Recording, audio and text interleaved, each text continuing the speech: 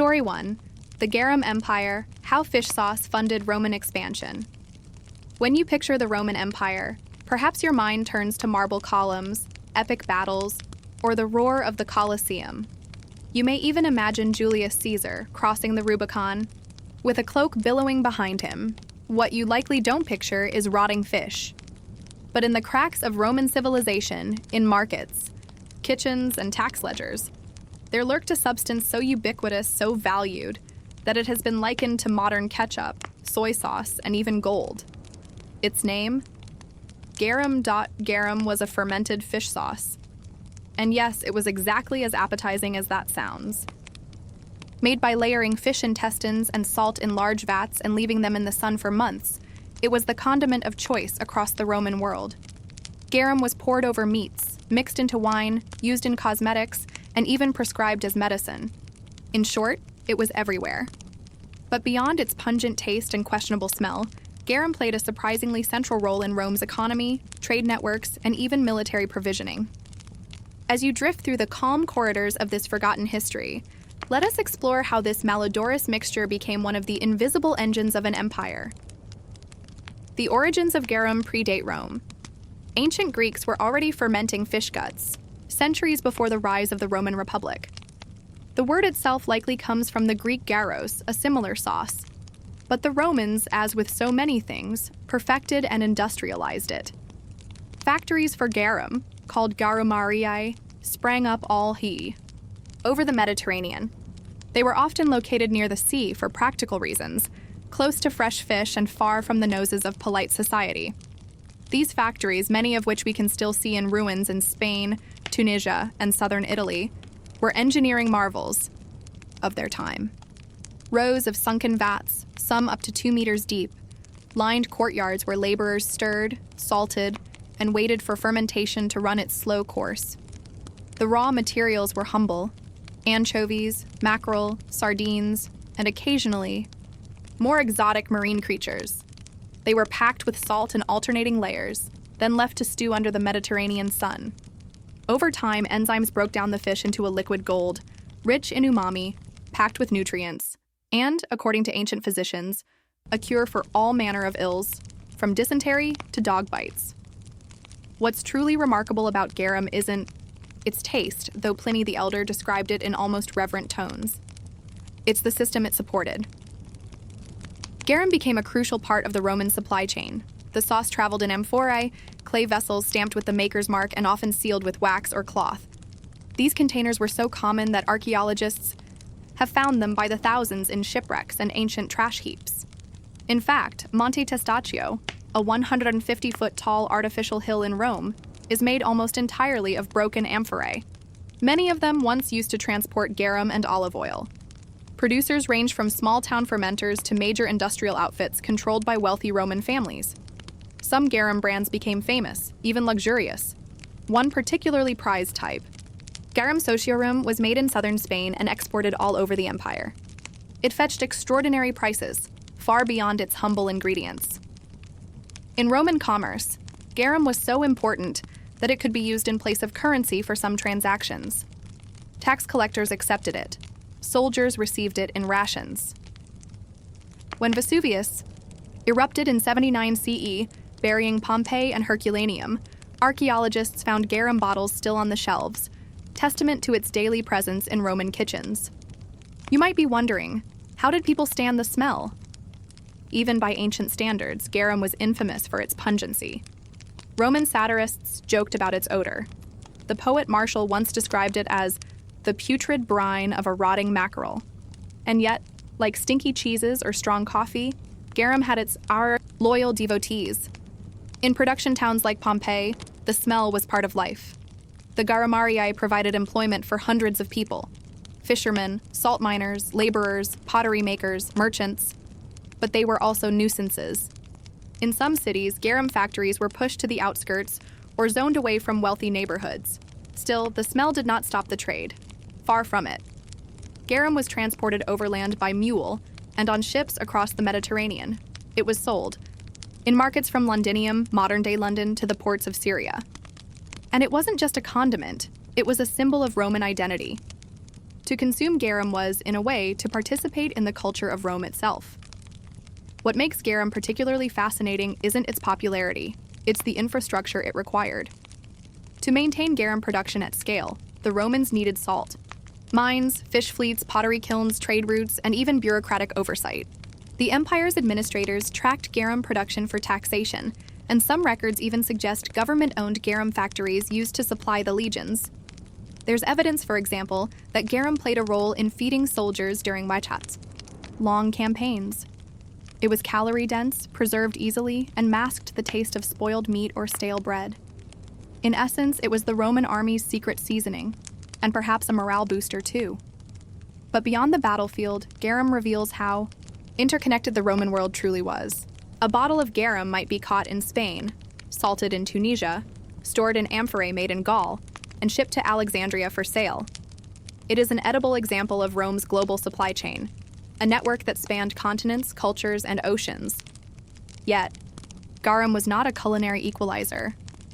As with most Roman luxuries, class dictated the quality you could afford. The upper classes favored a light, amber-colored garum known as liquamen, sometimes filtered multiple times and stored in elegant containers. The poor often settled for alec, the thick sludge left at the bottom of the fermentation vat. Rich in protein, yes, but also full of bones and scales. It's hard not to see this as a metaphor.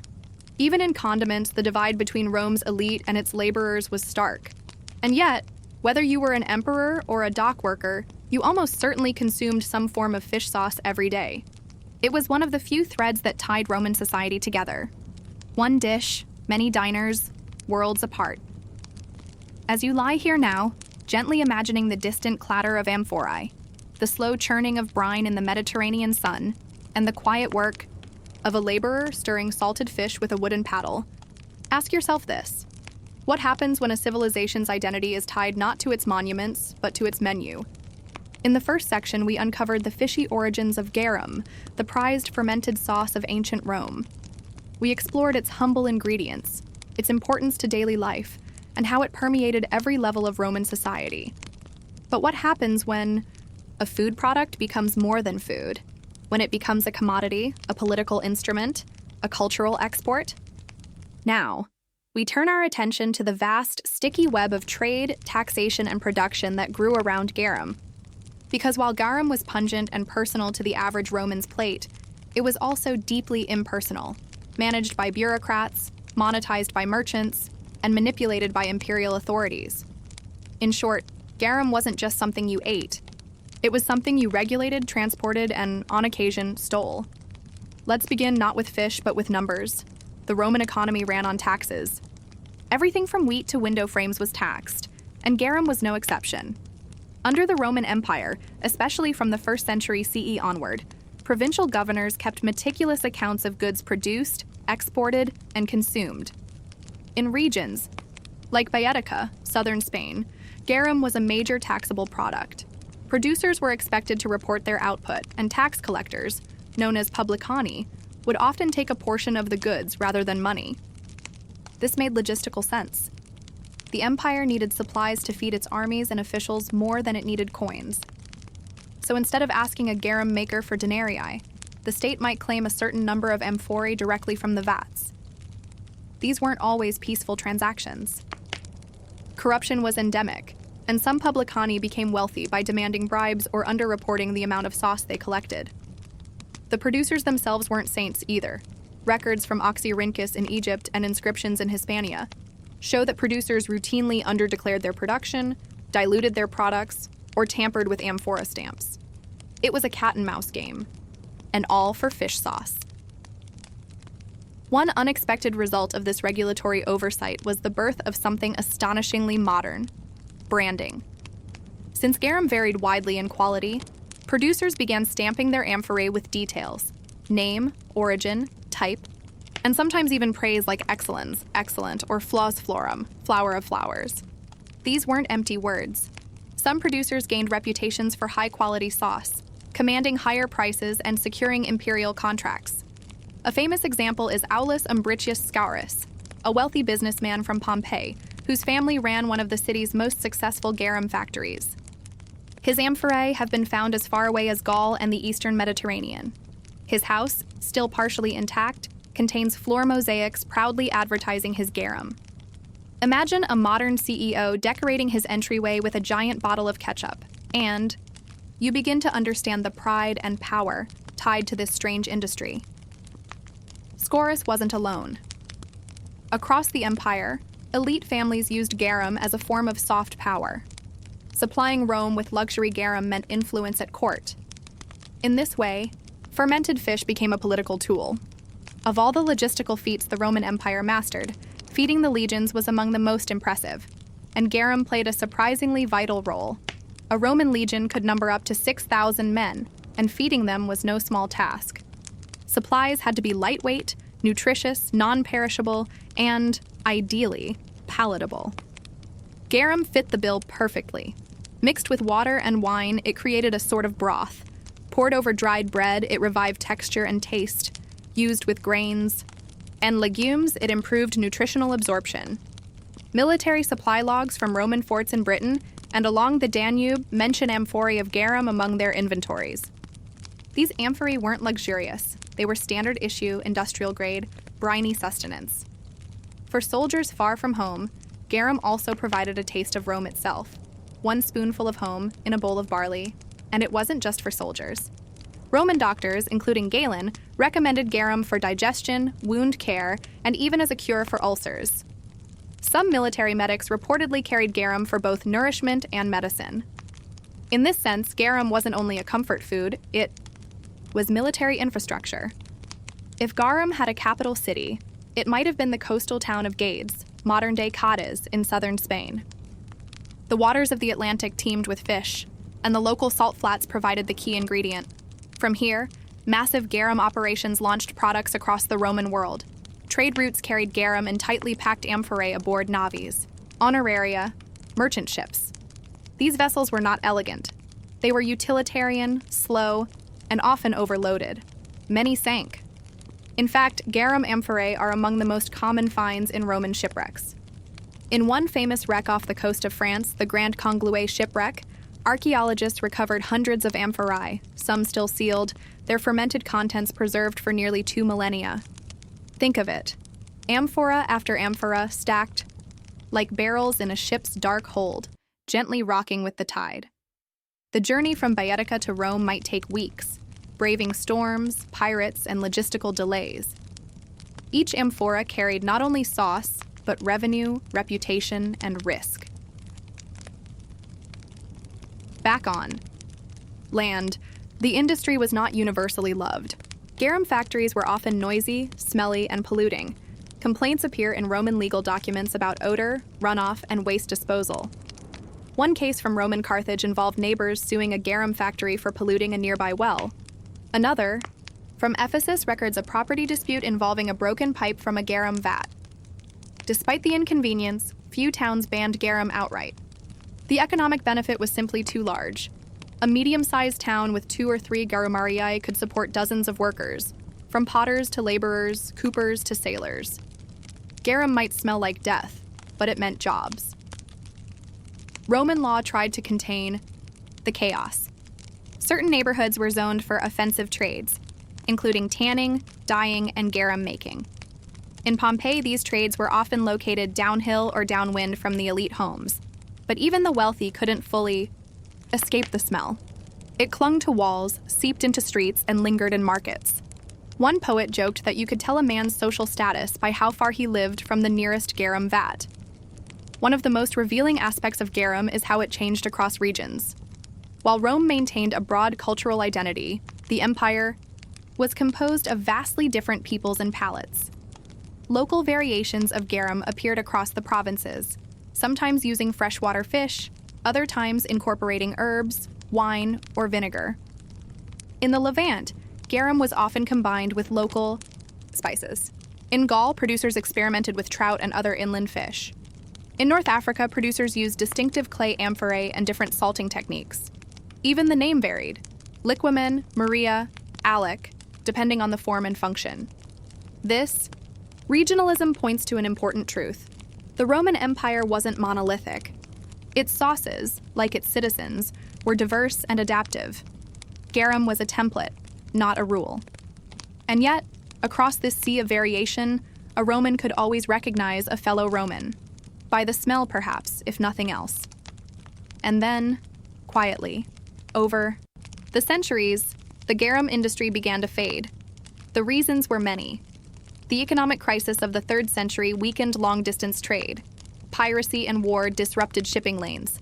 The Western Roman Empire collapsed. Local production declined.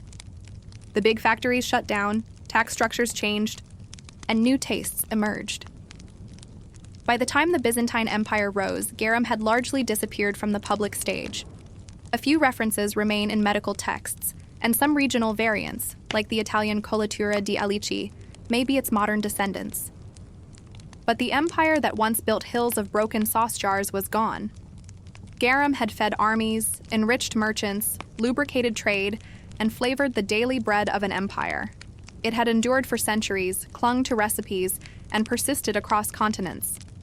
And then, like so many great systems, it faded, quietly, completely, and without fanfare. As you settle into the slow decay of an industry, the faint echoes of seagulls and surf against the Spanish coast still lingering in your ears, consider this. What remains of an empire when even its sauces have vanished from memory? You could still find them along the coasts, sun-bleached stone basins dry as bone, once filled with fermenting fish. At first glance, they look like nothing. Just hollow rectangles cut into bedrock or built from brick. No signs, no statues, no inscriptions celebrating triumphs or empires. Just rows of vats, some cracked and overgrown with weeds, some still, holding the echo of seawater in their crevices. These were the skeletons of an industry that once flavored the empire. In Bailo Claudia, on the southern edge of Hispania, archaeologists working in the early 20th century uncovered an entire garum production site almost intact. The fish had long since vanished, of course, but the vats remained. Thick stone walls stained with salt, amphorae fragments buried in the soil nearby. The city had been small, provincial even, but the garum complex was massive. It had outlasted temples and markets. Whatever else the people of Bailo Claudia built, it was fish sauce that had tied them to the empire. Their product had traveled farther than most of them ever could. The workers who manned these factories were not the elite. Many were enslaved or freedmen.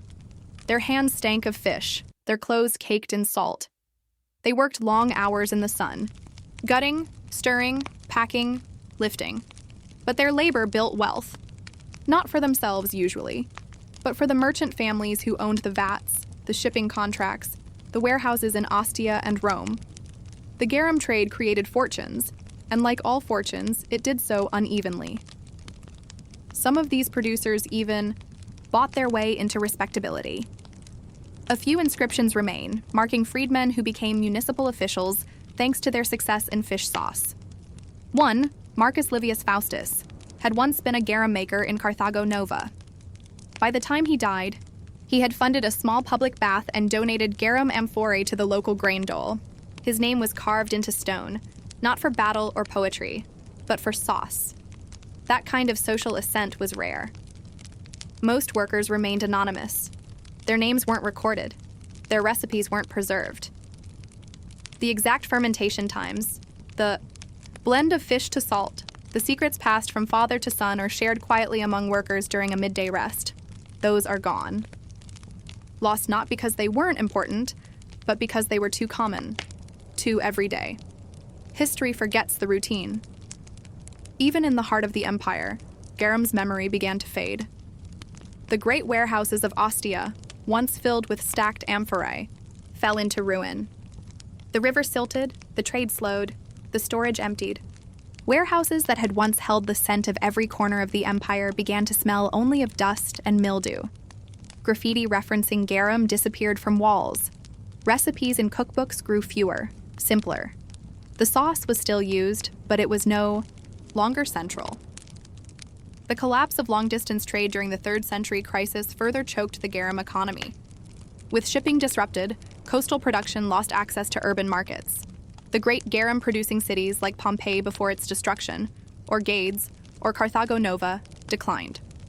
Some were sacked. Others simply shrank, their populations drifting, inland or dwindling away. As political control fractured, the network that supported the garum industry unraveled. Rome could no longer guarantee safe passage for merchant ships. Tax records went missing. Local markets returned to older, simpler sauces, often homemade, less refined, sometimes just salted fish or dried paste. These were functional, not luxurious. The idea of garum as a delicacy, as a branded, high-status product, was gone. And yet, fragments lingered. In isolated monasteries, fish sauce was still produced in small amounts, though no longer fermented in vats under the sun, but in cellars and storerooms. The scale had changed, so had the purpose. It was no longer a symbol of empire or trade. It was a way to preserve nutrition through winter, to flavor lentils, to stretch thin rations. Quiet, invisible survival. In the East, the Byzantines had their own variations.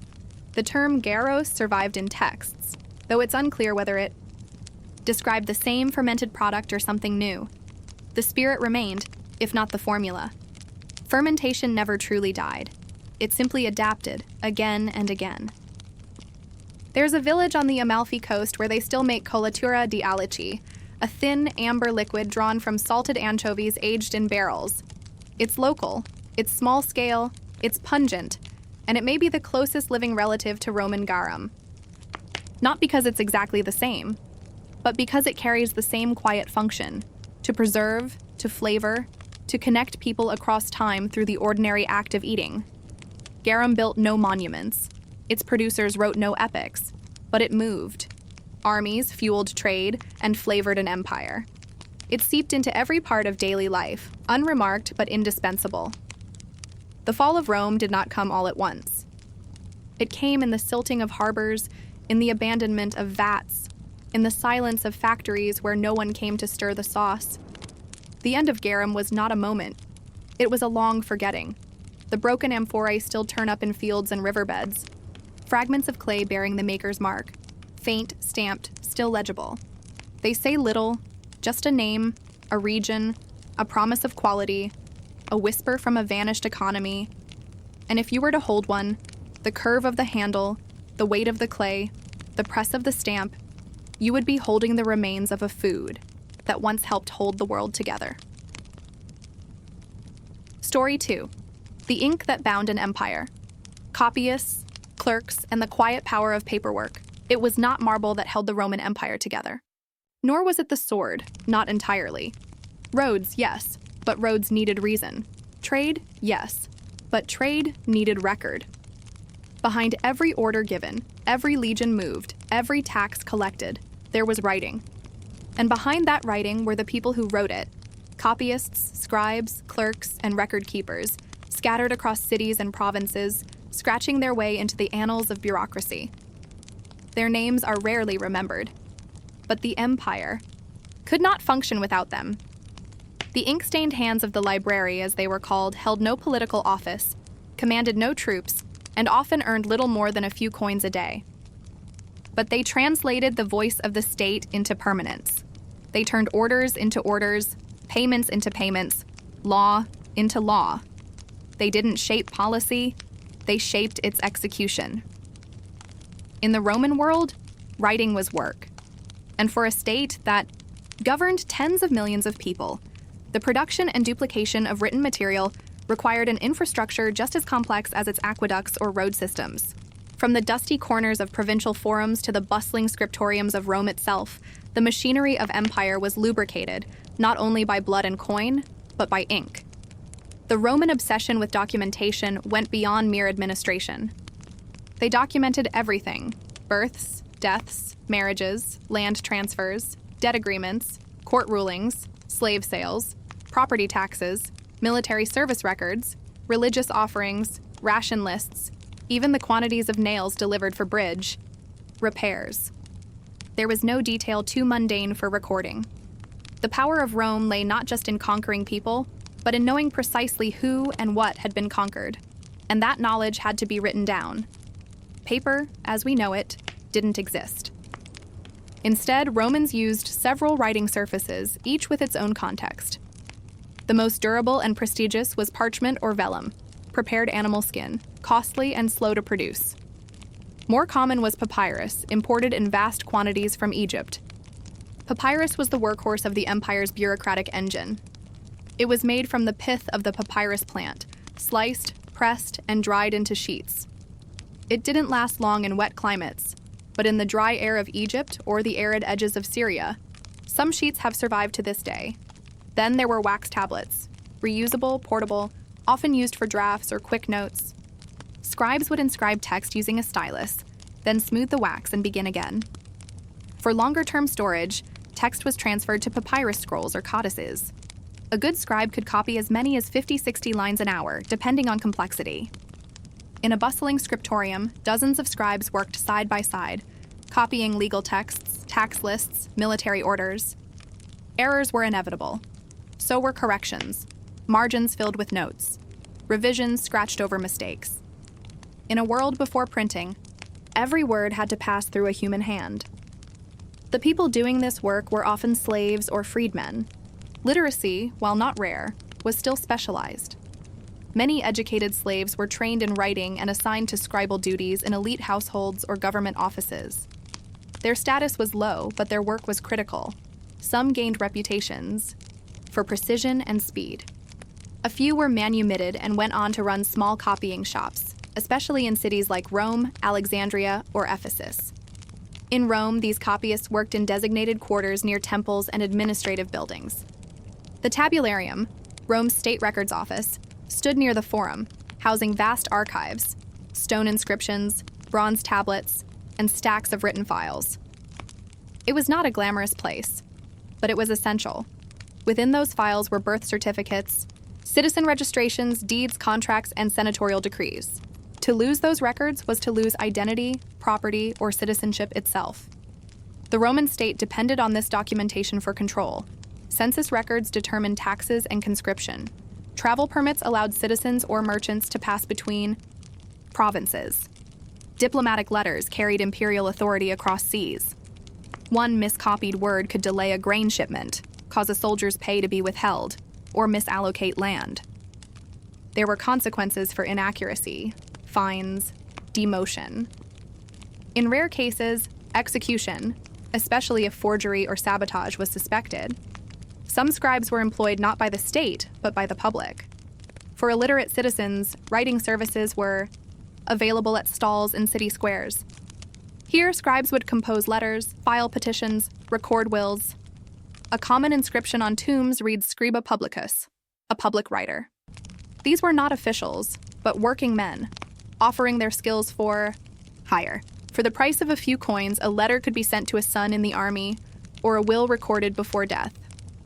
In provincial towns, the local curia, the municipal council, hired clerks to manage town records. These included accounts of public funds, temple donations, building projects, and disputes between citizens. The scribes here wielded local power. They could favor one faction or another. A bribe might delay a rival's petition. A missing record could cause a case to collapse. Bureaucracy was not neutral. Then there were the military scribes. Every legion had them. Men assigned to record pay, supplies, assignments, casualties. Their work kept the army moving. They tracked weapons shipments, grain rations, replacement orders for boots and tents. One surviving military papyrus from Vindolanda, near Hadrian's Wall, lists socks and underpants for soldiers. The writing is neat, measured, professional. This was the quiet labor of control, not glorious, but vital. Some scribes became part of a larger network of imperial correspondence. Messages from the emperor or governors traveled by courier, carried in leather pouches or wooden cases protected with wax seals. A letter from the emperor might pass through 10 different hands, each copying it, translating if needed, filing. A copy forwarding another. The imperial cursus publicus, the official postal system, relied on this choreography. It was not fast by modern standards, but it was systematic. A message could travel from Trier to Antioch in weeks. In emergencies, speed increased. Special riders, known as cursores, galloped along imperial roads, changing horses at stations. But even their speed depended on the scribes who prepared the message. A delay at the desk meant a delay at the front. Despite its power, writing remained, a fragile technology. Fires destroyed archives. Mold ruined papyrus. Political purges led to intentional destruction. In Egypt, thousands of papyri survived only because they were discarded as rubbish in dry sand, forgotten until modern excavations uncovered them. What didn't survive was the labor itself, the endless hours, the eye strain, the ink stains, the fatigue. We can see the results, but not the process. Yet once in a while, a scribal voice appears in the margins, notes of frustration. Tired hands. Bad papyrus. Too many errors today. One Egyptian papyrus ends with the note, Fichi quod potui, I did what I could. And so, across the empire, they continued, these anonymous figures, shaping the flow of power not by decree, but by duplication. They were not orators or generals, but in their silence, they preserved orders, counted grain, confirmed citizenship, recorded births. They built an invisible architecture of ink and habit, and the empire depended on it. You might imagine that the imperial bureaucracy was something smooth, efficient, humming with order like clockwork. In truth, it was a machine of layered improvisation, patchy, adapted from city to city, governed as much by local habits as by law. The further one traveled from Rome, the more the ink began to fade, not in quantity, but in cohesion. What was recorded in one province might be ignored in another, and yet, the act of writing remained sacred to administration. In the province of Egypt, for example, the surviving papyri show a world ruled by documents. Thousands of pieces have been recovered from the garbage mounds of Oxyrhynchus, a dusty town on the edge of the Nile Valley. Preserved by the arid climate, they span nearly every aspect of daily life: tax receipts, private letters, inventories, requests for grain, arrest warrants, marriage contracts, even notices of escaped donkeys. Each written by hand, sometimes by practiced scribes, sometimes by semi-literate officials. The people behind those documents lived quietly, often with more anxiety than authority. A tax collector in the Nome of Arsinoe would receive shipments of papyrus from Alexandria, stamped with the imperial seal, along with lists of obligations. He would then be responsible for calculating taxes owed, often in kind: grain, oil, linen. These calculations were copied out by assistants, who added up amounts on wax tablets before transferring them onto official rolls. Errors were common, disputes were frequent. The scribe's pen became an instrument of stress as much as of control. Mistakes, intentional or not, had consequences. A wrongly recorded debt could trap a farmer in years of back payment. An incorrectly listed plot of land could lead to confiscation. While some scribes acted as honest intermediaries, others learned to extract bribes. In regions where oversight was thin, literacy itself became a gatekeeping tool. Those who could not read were at the mercy of those who could. The empire attempted to standardize forms. Templates were circulated, complete with blanks to fill in names, dates, quantities. This was meant to prevent fraud, but also to increase legibility, so that a letter from a small town in Cappadocia could be read and processed by an administrator in Antioch or Nicomedia. Even so, local scripts varied. Abbreviations changed. In many cases, understanding a document required not only reading it, but knowing the customs of its origin. Some scribes developed their own shorthand. The Notae Tironianae, or Tironian notes, were a system of speed writing attributed to Cicero's freedman, Tiro. While originally intended for recording speeches, the shorthand system spread into bureaucratic use, its symbols adapted for note-taking, especially during legal hearings or court proceedings. These scribes became known as notarii, a class of recorders whose ability to capture spoken words made them highly valued in complex disputes. In legal contexts, writing became a weapon. Laws were copied and recopied, cited and annotated. Court judgments were written out in duplicate, filed both locally and centrally. Roman law, famously detailed, required this documentation not only to function, but to be seen functioning. Plaintiff might demand to see the written decision of a magistrate. A property owner might contest the boundaries listed on an old deed. Without the physical record, rights were harder to prove. And so, storage became essential. Every major city had its own archive. Sometimes these were purpose-built structures, vaulted rooms of stone with niches for scrolls. Sometimes they were just part of the local basilica or magistrate's office. Shelves lined with clay jars, wooden boxes, rolled scrolls wrapped in cloth. Some were labeled, some not. Fire was always a risk. So was theft. There are references to documents being copied in triplicate for this reason. One for the city, one for the province, one for Rome. The scribes tasked with maintaining these records were known as tabulariae. Their duties included indexing, copying, retrieving documents on request. It was dull work, requiring precision and patience. Yet it formed the memory of Roman civic life. Birth registrations, recorded within 30 days of a child's delivery, were written out and filed. A century later, a descendant might require that record to prove inheritance or citizenship. The process of registration itself reveals much. Newborns were taken by fathers to the local office where a clerk would inscribe the name, date, parentage, and address. For freedmen and former slaves, manumission had to be recorded in official form. In the 1st century CE, a freedwoman named Petronia Justa was registered as having been released from slavery in Pompeii. Her certificate survives only as a reference in later writings, but it was likely written out by a local scribe, signed by witnesses, and stored in the municipal archive. Writing was also essential in religion. Temples kept detailed logs of offerings, festivals, and sacred accounts. Priests sometimes acted as record keepers for the community, entrusted with calendars and ritual documentation. In some regions, scribes served in both civic and religious roles, blurring the lines of authority. A well-maintained festival schedule could strengthen local identity, and those documents might be copied year after year by generations of clerks. In the army, the complexity of paperwork grew with the scale of operations.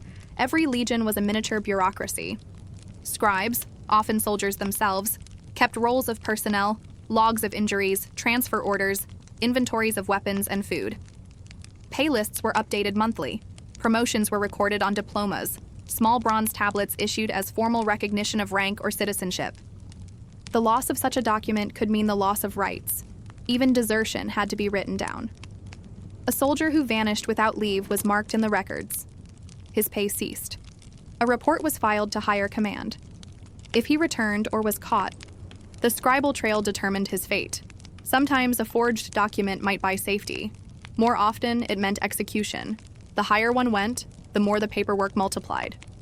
In the office of the AB Epistolis, the imperial secretary, letters from governors, generals, and foreign embassies were received and answered. Staff worked day and night, drafting replies in the emperor's name, copying proclamations for public posting. The language shifted with audience. Latin for internal affairs, Greek for the eastern provinces, sometimes Syriac or Egyptian in translation. Each letter was reviewed, copied, stored. The scale of it was staggering. One estimate suggests that the imperial bureaucracy by the 2nd century CE produced thousands of documents per year, some ephemeral, others permanent. To manage this volume, scribes often worked in shifts. In Alexandria's Great Library, according to some sources, scribes copied not only texts but also official records, though much of this has been lost. And yet, the system was vulnerable. During the crisis of the 3rd century, when the empire nearly collapsed under external invasion, civil war, and economic turmoil, the bureaucracy frayed. Archives were destroyed by fire or seized by rebels. Records vanished. Census rolls went missing. Taxes went uncollected. Governors began relying more on local elites for management. Central oversight weakened. The ink grew thin. In this vacuum, new scribal cultures emerged. Christian communities, still marginal, began maintaining their own written structures. Letters between bishops, records of conversions, lists of martyrs. These early texts were preserved not in public archives, but in monastic cells and hidden rooms. Over time, as Christianity rose in status, its scribes would inherit much of the imperial infrastructure. The habits of Roman administration survived in the pens of monks. By the late 4th century, the Latin West was fragmenting. Local authorities held power, and many no longer bothered to send regular reports to Rome. The old chain of command was breaking. And yet, in dusty municipal buildings, some scribes still copied property deeds, transcribed tax lists, recorded baptisms. They were no longer part of a vast machine, but of isolated outposts of continuity. Civilization, such as it, was passed through their hands. A single poorly copied document could start a land dispute that lasted generations. A miswritten name could disinherit an entire family. The smallest scribal choices had consequences far beyond the desk, and yet these people remained mostly invisible. Their work was not praised. Their names are mostly lost, and still the ink flowed. Through war, famine, rebellion, change, it flowed. The bureaucratic state did not survive Rome's fall, but the idea that writing could shape reality endured.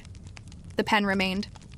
What happens when the last record is lost, when the file is burned or buried, and no one remembers what was agreed? You walk down the stone corridor of an unknown provincial building in late antiquity, in a city whose name has shifted over time and whose people are no longer remembered. There is a door. Behind it, a man sits at a narrow wooden table. His robes are plain, his sandals worn smooth by habit. A single window filters light across his desk. He is not a priest or a general or a philosopher. He is a clerk. In his hand is a reed pen, slightly split at the end. His fingers are stained with ink. In front of him lies a wax tablet, scratched with rough figures. Next to it, a scroll, already filled with laborious Latin script. He will never be remembered by name, but today, he is deciding the future of a plot of land along the Tiber's floodplain. The owner claims it has been in his family for 70 years. The neighbor disputes this. A missing record from a previous census means the outcome will rest on a few faint lines of writing, illegible to most, but decisive in this moment. The clerk pauses. He dips the pen. He writes, "It is in these moments, quiet, anonymous, administrative, that the empire continued to breathe." Across the provinces, the pulse of writing persisted. The empire had shrunk.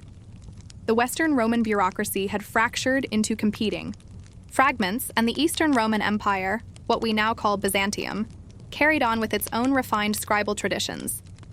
There in Constantinople, scribes worked not only in Latin but in Greek, and their script was smoother, more rounded, evolving from classical forms into Byzantine minuscule.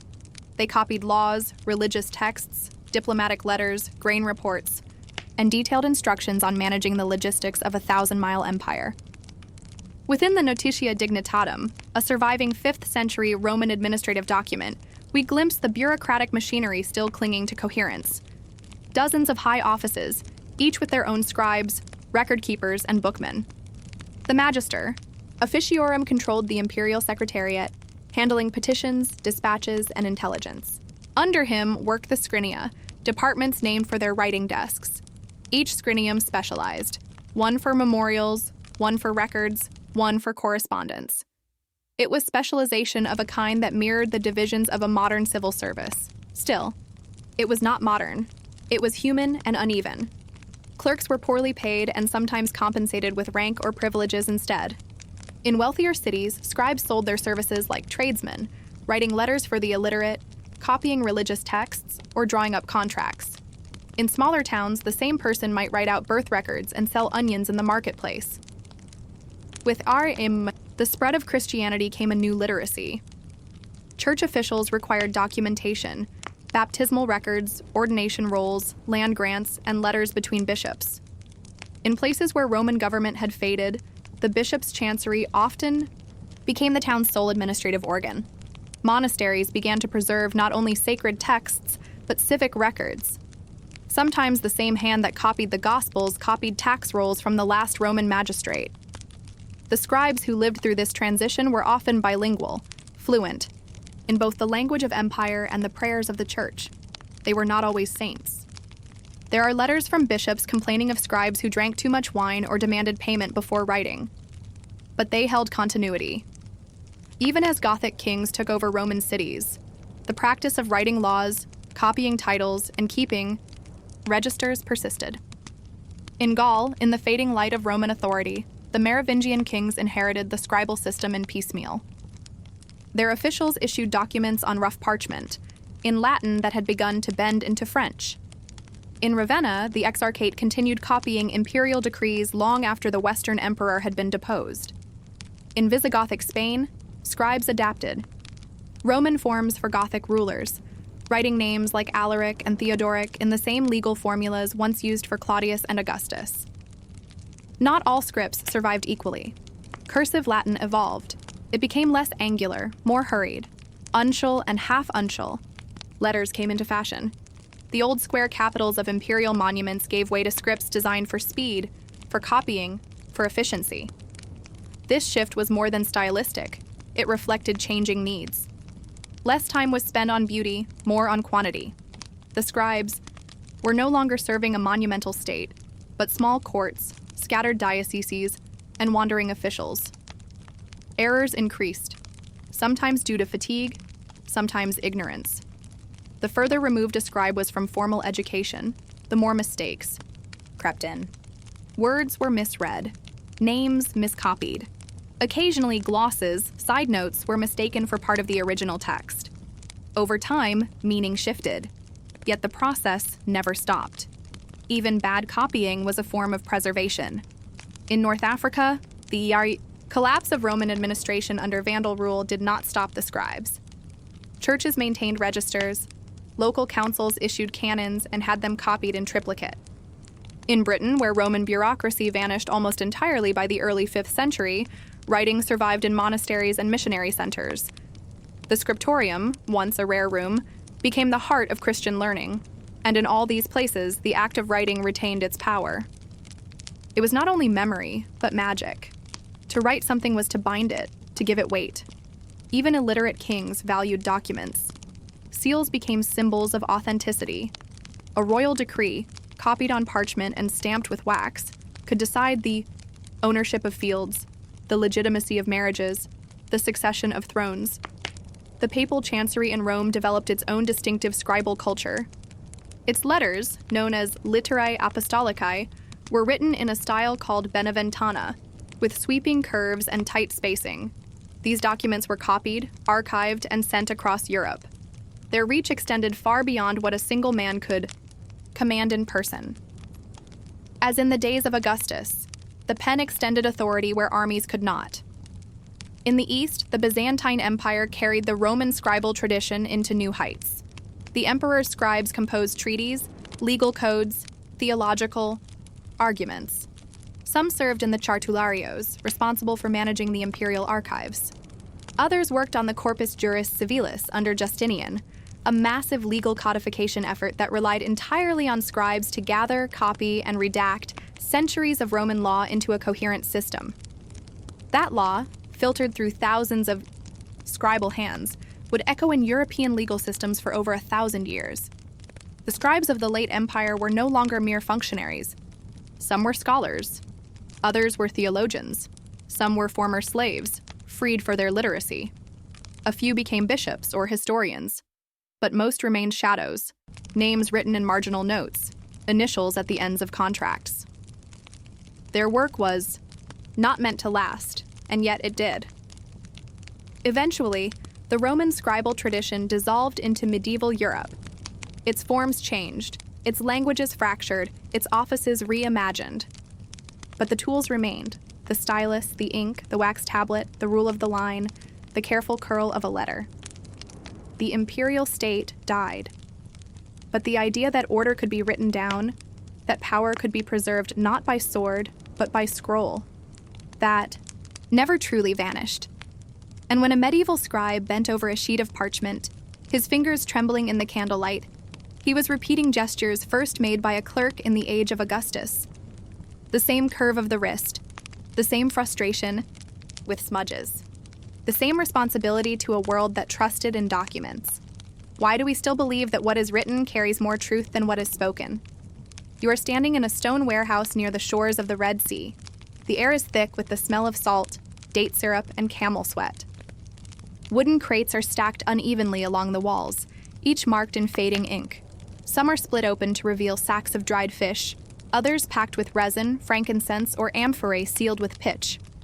At the far end, a small clay jar is being loaded onto a caravan bound for the Nile. Its contents are thick, dark, and pungent. It is fish sauce, not garum, though similar.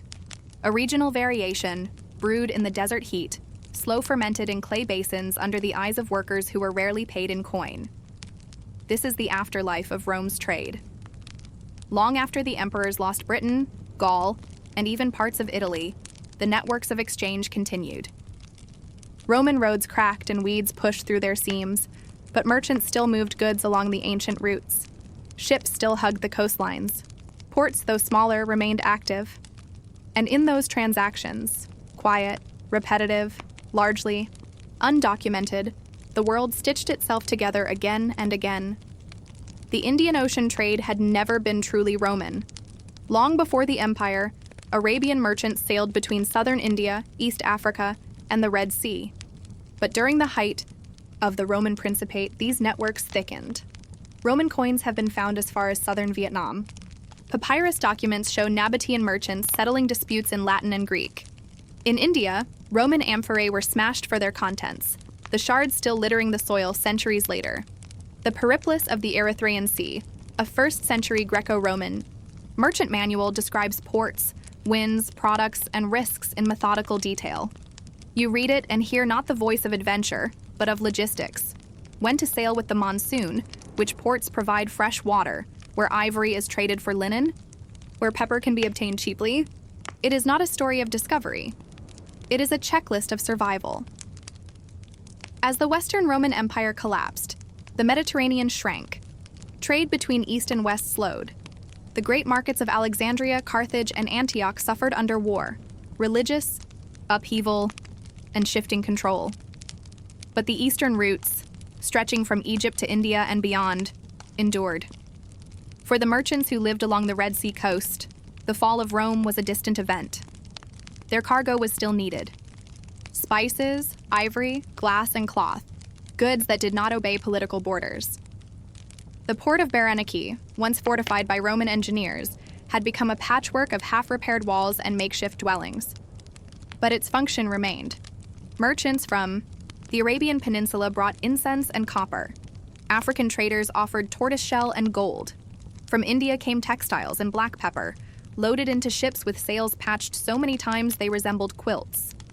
Documents in Greek and Demotic. Egyptian recorded transactions in a hybrid script, their vocabulary drawn from 3 or more languages. Even after the Roman tax collectors stopped arriving, contracts continued. Fish sauce, a staple of the Roman diet, was one of the quiet constants of this trade. While garum production declined in the western provinces, its great factories in Baetica abandoned, its vats broken and dry. The practice continued in the eastern deserts, often in small batches. The methods shifted. Fewer anchovies, more local varieties. In some cases, desert locusts were ground into the mix. Cheap protein, fermented with salt and herbs. No imperial stamp marked the jars. They were sealed with cloth, tied with twine, and inked with a symbol, known only to those who traded it. A kind of underground culinary memory, surviving in markets long forgotten. The jars traveled far. Some ended up in Nubian hill towns, traded for incense and baskets of millet. Others made their way to Coptic monasteries, where monks recorded their purchases on ostraca, fragments of broken pottery inscribed with cursive Greek. One such piece, dated to the 6th century, lists expenditures: bread, lamp oil, ink, fish sauce. The handwriting is rough, the spelling inconsistent, but it is unmistakably the voice of a monk, budgeting his week, measuring his world in necessities.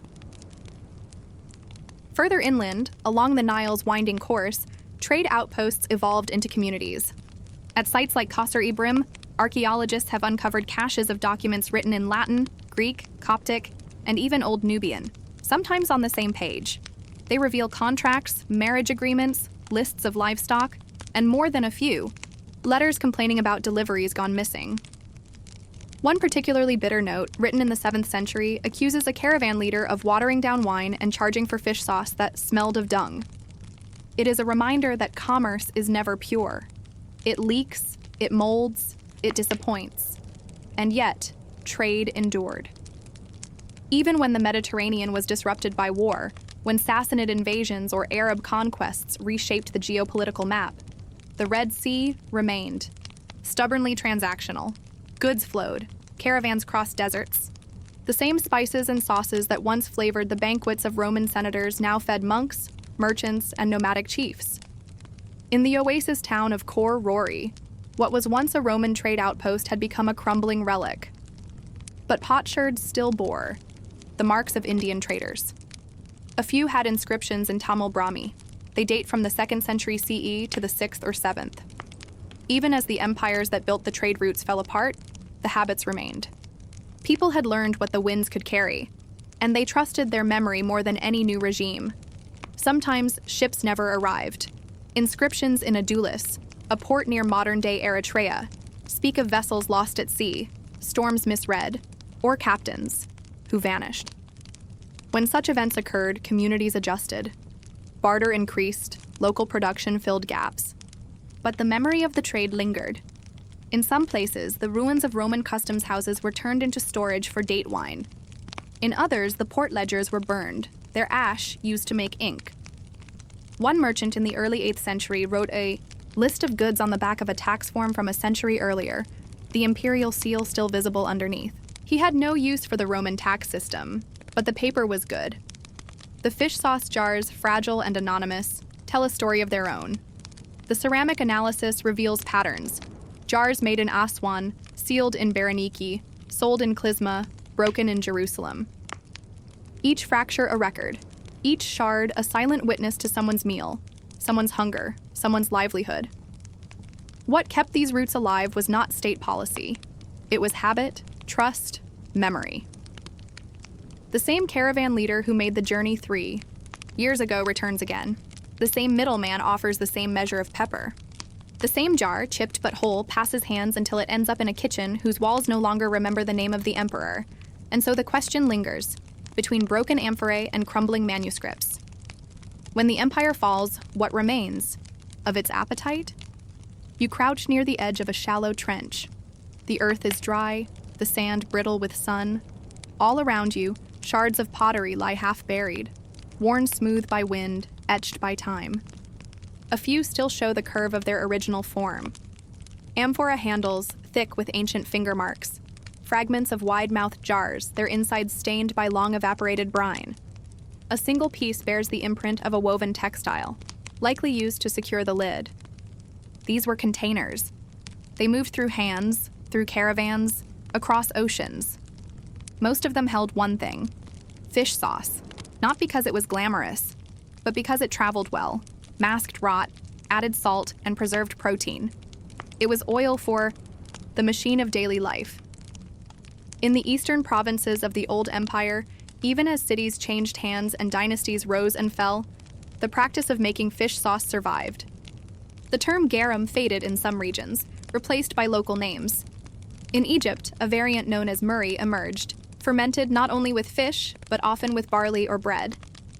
In Arabia, thick pastes of crushed shrimp and dried sardines were mixed, with desert herbs and buried in clay for weeks. In the Horn of Africa, coastal groups prepared their own versions, integrating local anchovy species with goat milk whey, a survival innovation to stretch limited protein sources. These were not luxury goods.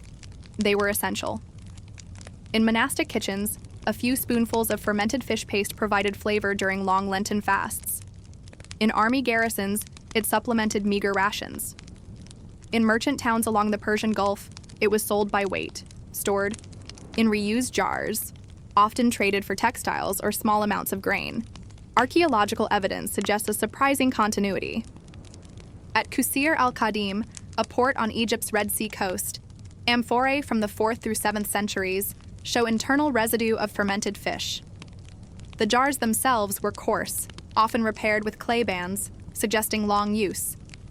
One warehouse, partially, excavated in the 1980s, revealed a trash pit composed almost entirely of broken fish sauce containers. The pit had been burned, perhaps intentionally, to mask the smell, or perhaps by accident. But the quantity tells a story. Fish sauce was not just traded, it was consumed in place, and regularly. Documents from this period are rare, but revealing.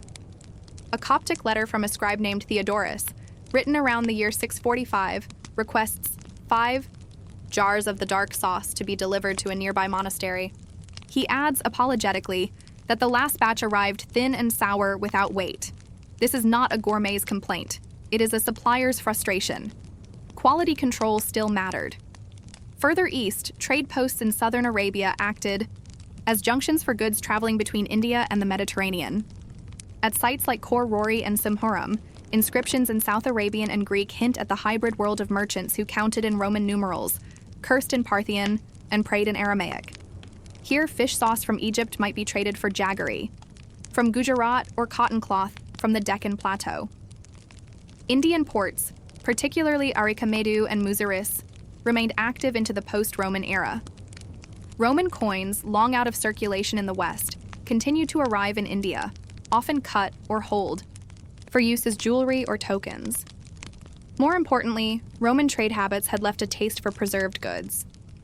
Indian markets saw an increase in locally produced garum analogs, fermented shrimp pastes, anchovy sauces, and tamarind-based fish blends.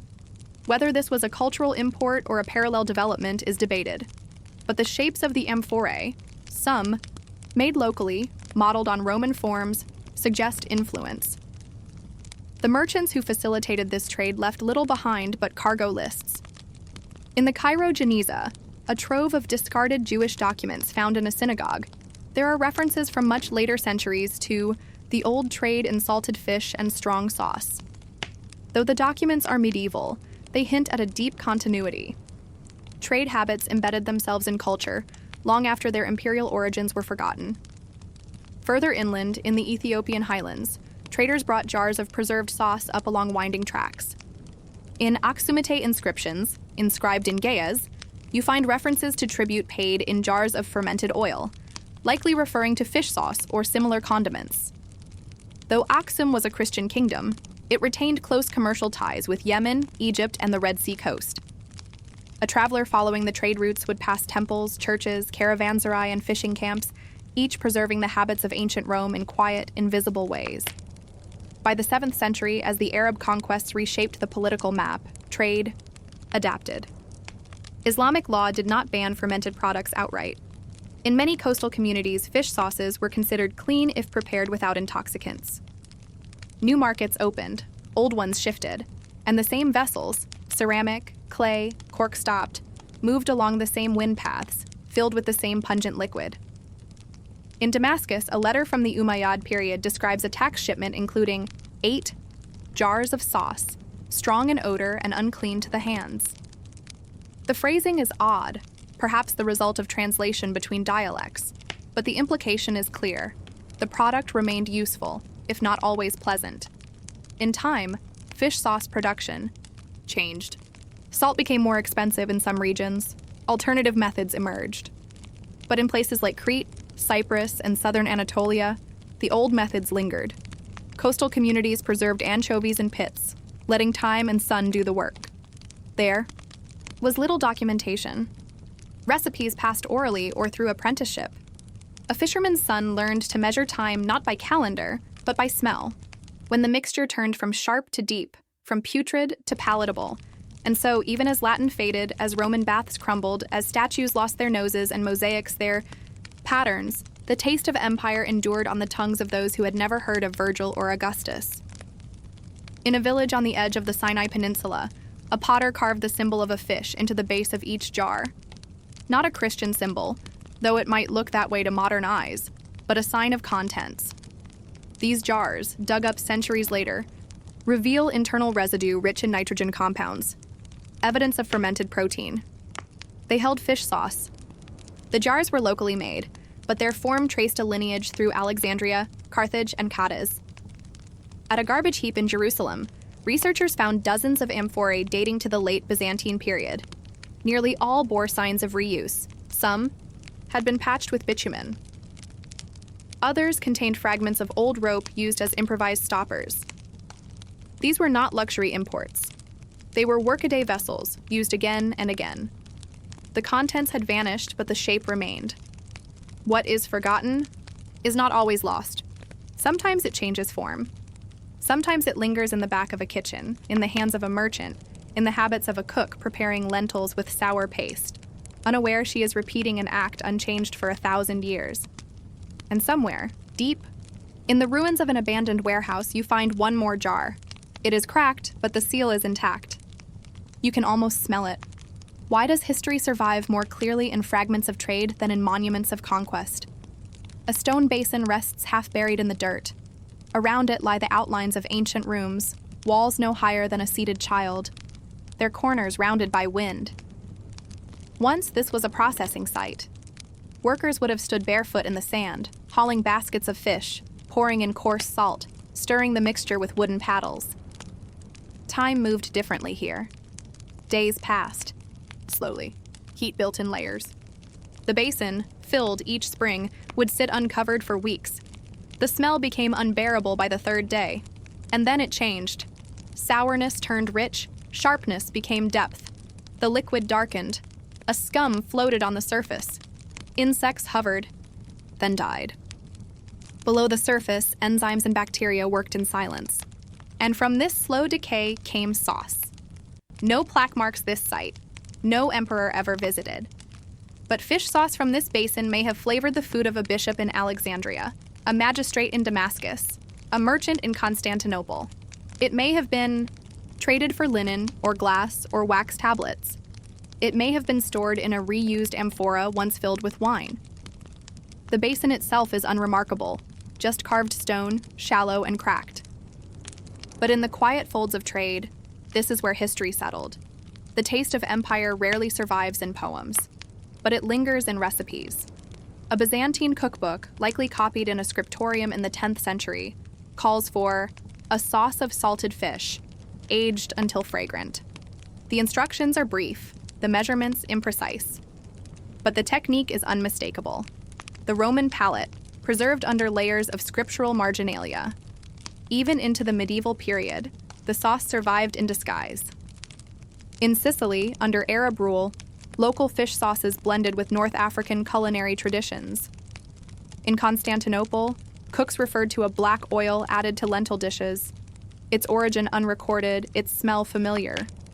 In the hills of Anatolia, herders carried small jars of fermented paste in their saddlebags, using it to stretch meager stews.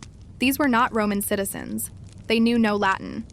But they salted fish in the same way, sealed jars with the same pitch, and relied on the same preservation logic that had sustained Roman garrisons centuries before. In time, as vinegar replaced fermentation in some cuisines, the sauces fell from favor. In Western Europe, especially, garum all but vanished. The knowledge was not actively erased. It simply faded, displaced by new habits. But in the East and South, echoes persisted. Some are still found today. Southeast Asian fish sauces, like nam pla and nuoc mam, are often discussed in historical texts as cousins to garum, similar in method, distinct in origin. Their invention is likely independent, but the techniques rhyme. Salt, thyme, and protein form the same equation. And yet, while the Mediterranean forgot, archaeology remembered. In the 20th century, the rediscovery of ancient garum production, sites in Spain and Tunisia led to attempts to reconstruct the sauce. In laboratory settings, amphorae residue was tested. The results were consistent. High levels of amino acids, especially glutamate, the chemical basis for umami flavor. This explains its popularity. Fish sauce wasn't just salty, it was savory, rich, addictive. In 2009, researchers at the University of Cadiz successfully reproduced garum using ancient methods: anchovies, salt, and thyme. The result, they claimed, was not offensive, but surprisingly pleasant. Chefs began experimenting. For a moment, garum returned to fine dining, but the deeper interest was academic. Through this taste, a piece of Roman acai, daily life had become tangible again. Still, the real story wasn't in the flavor, it was in the logistics. A single jar of fish sauce might have involved a chain of events stretching thousands of kilometers. Fishermen catching sardines on the Syrian coast, merchants hauling salt from desert deposits, potters shaping amphorae near Aswan, scribes recording inventory in Greek Coptic shorthand, and shipwrights patching sails in an Indian port. No one person saw the entire journey. No one controlled it. Yet it functioned, year after year, empire after empire. This is the part of history, that does not raise monuments. It leaves no battlefields, no martyrdoms, no epics. Only potsherds, trade receipts, and chemical traces in ancient clay. But it is the part of history that fed people, clothed them, paid their debts, built their homes. It is the kind that endures when kings do not. And it is this quiet endurance that makes the story of fish sauce, of garum and its descendants, so strangely important. Not because of its taste or its role in elite banquets, but because it is one of the clearest examples of how ordinary people kept systems alive long after the systems themselves had collapsed. How habit outlived empire. How hunger sustained continuity. In the ruins of Oxyrhynchus, where thousands of papyri were preserved in dry soil, fish sauce appears again and again. In recipes, in shopping lists, in complaints to landlords, in tax, records. It is never the subject of the letter, always the context, a background fact so obvious it needed no explanation. And now, 2,000 years later, we search these fragments for meaning. One final letter, written in late Roman cursive on the back of a tax notice, includes this line, "And do not forget to bring the sauce, for I cannot eat the greens without it." No name is signed, no date is clear, but the voice is familiar. Someone tired, someone hungry, someone leaning on routine. And so, among the countless ruins of Rome, colonnades fallen, aqueducts broken, forums overtaken by weeds, it is perhaps the fish sauce jars that speak most clearly.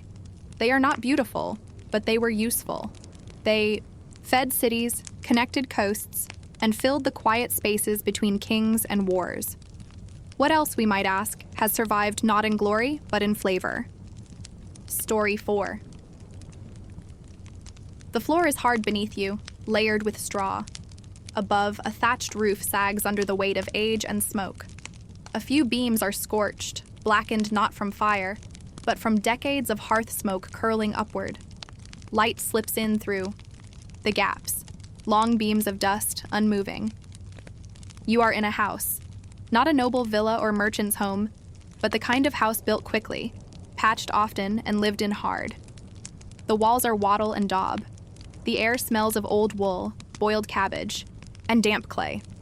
You could be anywhere in Europe between the 7th and 9th centuries, but you are in the Carolingian countryside, in a village with no name preserved in written history. There is a fire pit in the center of the room, but no chimney. The smoke finds its own path out. A pot hangs from a blackened hook, its bottom encrusted with the residue of last week's barley. On the table, a flat, uneven plank resting on stones, sits a loaf of bread so hard it needs to be soaked in broth to be eaten. There is no cutlery. A single wooden spoon lies in a dish of sour milk. Everything here is functional, worn, necessary. Outside, a man sharpens a blade not for war, but for slaughter. A pig will be killed today. The whole village will be involved. Slaughter is not just a task, it is an event. The timing is crucial.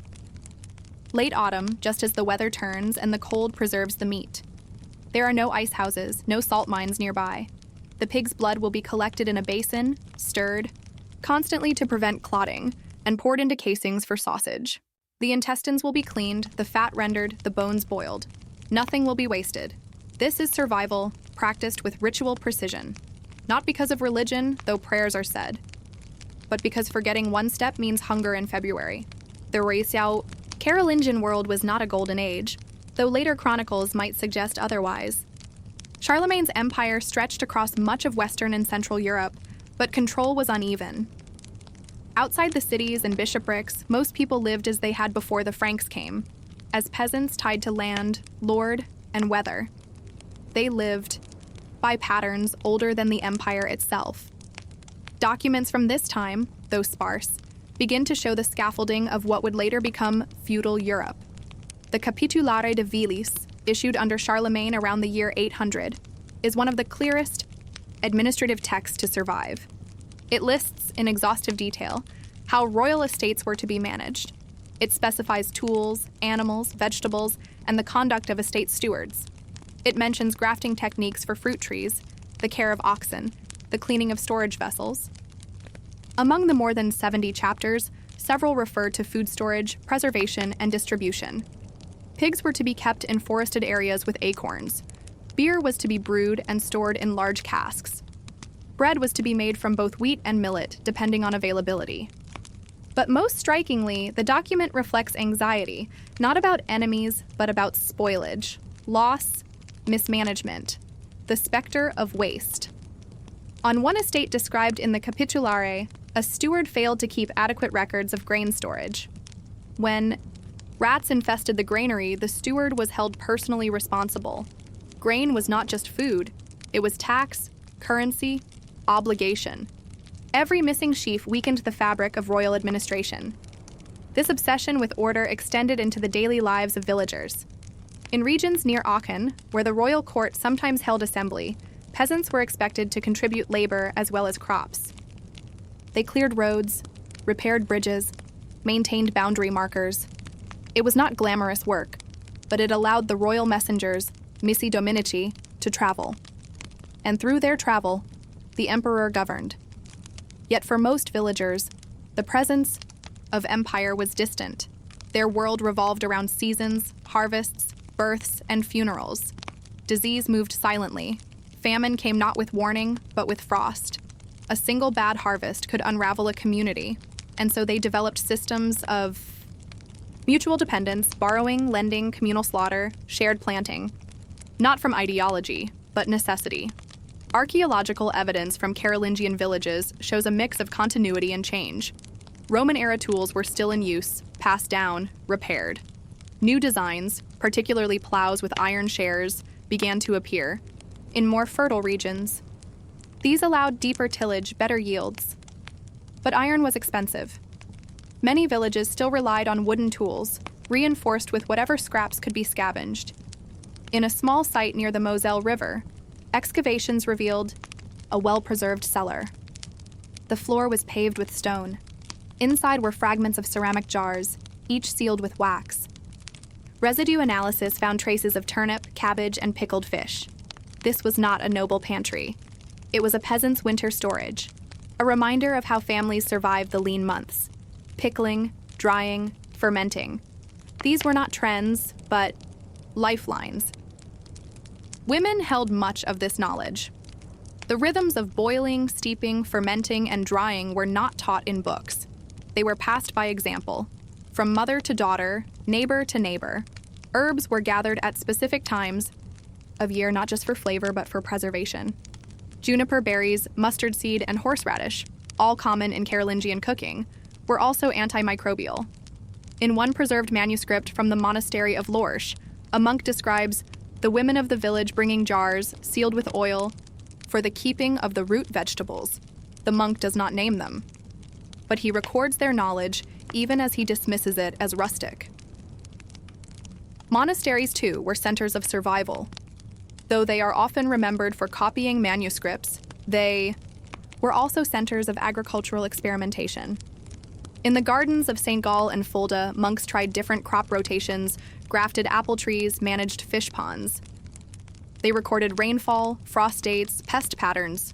These notes, often scrawled in margins, helped shape planting decisions. Year to year, a monk at Reichenau kept a small notebook of seasonal observations. One entry reads, "In the 9th month, the red beet is lifted and the jars sealed with vinegar. In the 11th, the smokehouse is full. The meat will hold." There is no mention of politics, just weather, food, and habit. And so, beneath the banners of empire, beneath the chants of coronations and the clash of noble families, there was this other world, muddy, cold, repetitive, but resilient. It did not change quickly, but it endured. What was it, then, that truly held the Carolingian world together? Was it law, sword, or the quiet knowledge of how not to starve? The fields beyond the village stretch unevenly, a patchwork of furrows and fallow ground. The soil, often heavy with clay, cracks in summer and turns to mud in the thaw. Each season presses its demands with unyielding weight. The farmer's work is constant, tilling, sowing, weeding, but also watching. Weather was a language, spoken in clouds and wind, known by those who lived at the mercy of it. In these early medieval communities, Land was more than property. It was lifeblood. And the way it was held defined daily existence. Unlike the rigid estates of later feudalism, Carolingian land tenure was complex and varied. Some peasants worked in collation, holding land from the lord in exchange for fixed payments in money or kind. Others labored in servitium, providing specific services like mill work or hauling timber. Still, others possessed beneficia, temporary, grants that might be lost with the change of lord or political winds. But the distinctions often blurred. The documents that survive, manuscripts from royal chancelleries or local courts, are formal and legalistic, often disconnected from the reality in the fields. Here, obligations could be flexible or ignored, debts renegotiated quietly, rights asserted through long custom rather than decree. This patchwork of tenure reflected a fragile balance, one maintained not by force alone, but by tacit understanding. Villagers relied on each other, sharing plows, exchanging labor on harvest days, pooling resources for communal needs like mills or granaries. These networks were fragile, but vital. The Carolingian economy was deeply local. Roads beyond major centers were often impassable in winter. Markets existed, but were small and irregular. Goods moved slowly, often by river or pack animal. Salt, a precious commodity for preservation, traveled from coastal deposits inland, changing hands many times. But for most people, self-sufficiency was the goal, not trade. At the heart of this self-sufficiency was food storage. Without refrigeration, every meal was a negotiation with time. The winter larder was a battleground. The preservation of meat, vegetables, grains, and dairy demanded skill and constant attention. Fermentation was widely used. Sauerkraut-like preparations, though not recorded by name, can be inferred from references to preserved cabbage and turnips. In inventories, souring milk into cheese and yogurt extended its life. Smokehouses, simple wooden sheds near villages, were a communal resource, as smoking required constant tending. The pig's slaughter, already introduced, was central. Pork provided more than meat. Fat was rendered for cooking and lighting. Sausage preserved in natural casings provided protein for months, but the process was exacting. Timing, temperature, salt ratios, all mattered. Too little salt, and the meat spoiled. Too much, and it became inedible. Women oversaw much of this process. Their expertise was acknowledged, if not always respected, in legal records. Widows often petitioned courts for rights to property or food stores, indicating their crucial role in managing household economies. In disputes, testimony about who controlled food or prepared preservation could sway outcomes. One surviving charter from the Abbey of Saint-Denis recounts a dispute over communal ovens. The village women insisted on access during critical baking times. Without bread, the community starved. The abbot ruled in their favor, showing the importance of food management in social hierarchy. Meanwhile, grain was the currency of survival and taxation. The Carolingian fiscal system relied heavily on in-kind payments, wheat, rye, oats, collected from peasants to support the royal court, the army, and the church. Accurate measurement was critical. Too little, and the system faltered. Too much, and peasants faced famine. To ensure fairness, standards of weights and measures were decreed from the palace. Yet local variation persisted. Archaeologists find measuring vessels with uneven capacity. Standardization was a slow, uneven process. One of the most revealing sites is the village of Mertisheim, where excavations uncovered several granaries, with complex ventilation systems designed to prevent mold and insect damage. These structures show an awareness of food preservation science, crude by modern standards but effective. Food scarcity was a constant threat. Chroniclers mention famines in 814 and 829, coinciding with poor harvests. Letters between monasteries speak of poor donations, reduced lay support, and increasing alms requests. The Carolingian rulers themselves worried. In capitularies, instructions for relief and grain distribution appear repeatedly. But famine was not just about bad weather. It was also about social systems failing.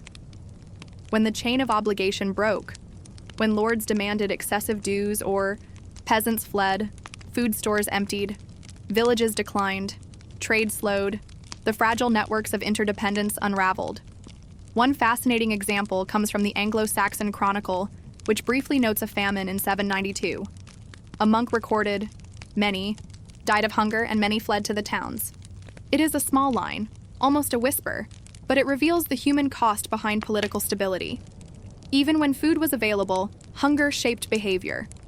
Seasonal lean times forced communities to ration carefully.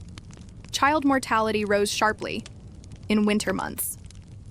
Nutrition was often poor, dominated by coarse grains and legumes. Meat was a luxury. Ale or weak beer was a daily staple. And yet within this hardship there was resilience. Folk remedies, local herbs, and communal meals created safety nets. Rituals around food, harvest festivals, fast days, communal baking, maintained social cohesion. Religion offered both spiritual and practical support, with monasteries distributing food to the poor and churches organizing charity. Over time, these practices formed the foundation for medieval society.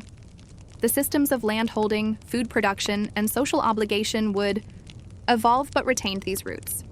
The slow, persistent labor of peasants and monks shaped landscapes, diets, and economies for centuries. Looking at the Carolingian countryside, we see not just the shadow of empire, but the enduring framework of everyday survival. The empire's glory was fragile, but the slow turn of the seasons was unstoppable. It was in this rhythm, plowing, sowing, slaughtering, preserving, that history quietly turned. And in this slow turn, what else might have been preserved? What? Knowledge passed unnoticed alongside the grains? How did ordinary lives, shaped by hunger and hope, hold together a world that seemed on the brink of collapse? The turning of the seasons marked not only the passage of time, but the fragile triumph of life itself in the Carolingian countryside. As winter gave way to spring, villages once buried in snow and frost slowly stirred. The earth thawed, promising renewal but demanding relentless work. The survivors of harsh months gathered to repair, plant, and prepare again for the cycle that defined their existence. Despite the hardships, the quiet endurance of these communities left a lasting imprint on European history. The agricultural, innovations, and social structures that took root during the Carolingian period became the foundations of medieval rural life for centuries.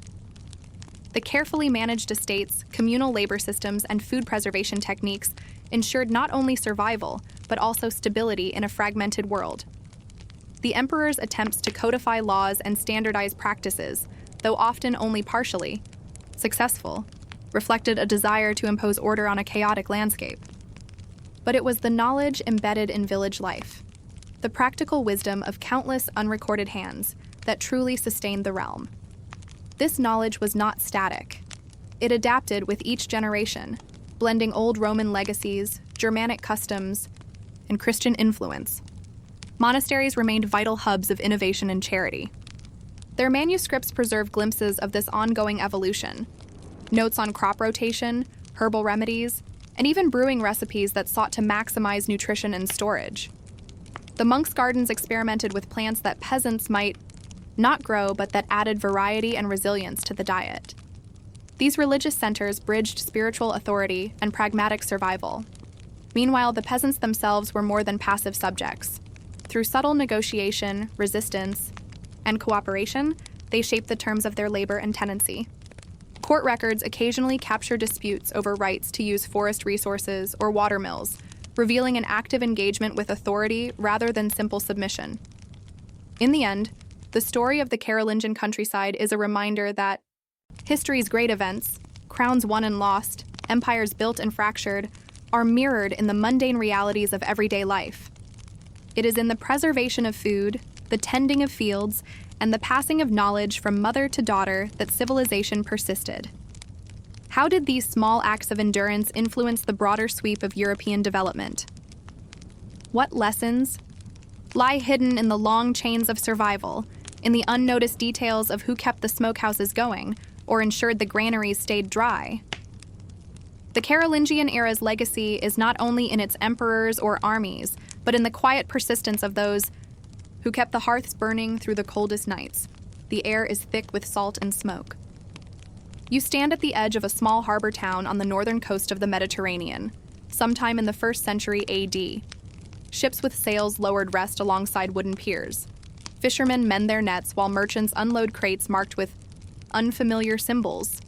The market smells of brine, fish, olives, and wine.